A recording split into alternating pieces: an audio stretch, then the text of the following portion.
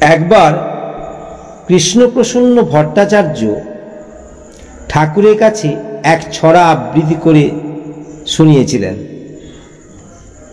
ইষ্টটানটি নিভু নিভু বাধায় নাজে হাল, এমন হলে দেখিস খুঁজে কোথায় কামের জাল। প্রসঙ্গক্রমে ঠাকুর এক গল্প বললেন। গল্পের মর্মার্থ ছিল এই: প্রবৃত্তির চলনকে একবার যদি প্রশ্রয় দেওয়া যায়, সে যে ধাপে ধাপে আমাদের কতদূর টেনে নামাতে পারে তার ঠিক নেই। একটার পর একটা ফ্যাকড়া বেরোতে থাকে। এক সাধু ছিল, তার কৌপিন রোজ ইঁদুরে কেটে দিত। তখন ইঁদুরের হাত থেকে কবনি বাঁচাবার জন্য সে এক বিড়াল পুষল।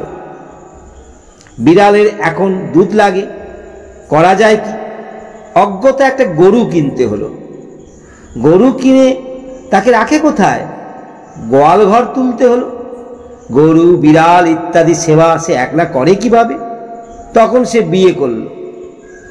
বিয়ে করে স্ত্রীর ভরণ পোষণ করতে হবে, কাজকর্ম রুজি রোজগার তো দরকার।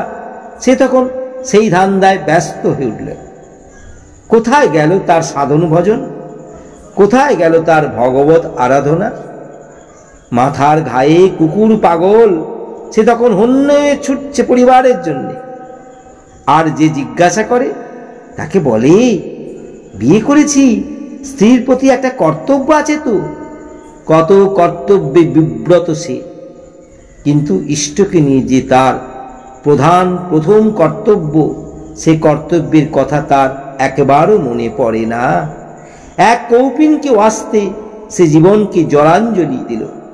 এইভাবে এক এক কৌপিন নিয়ে আমরা একজন আটকে যাই আর বৃহৎ চলা ব্যাহত করি।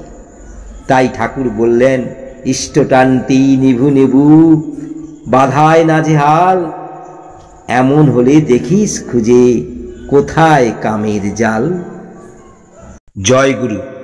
বন্দে পুরুষোত্তমম।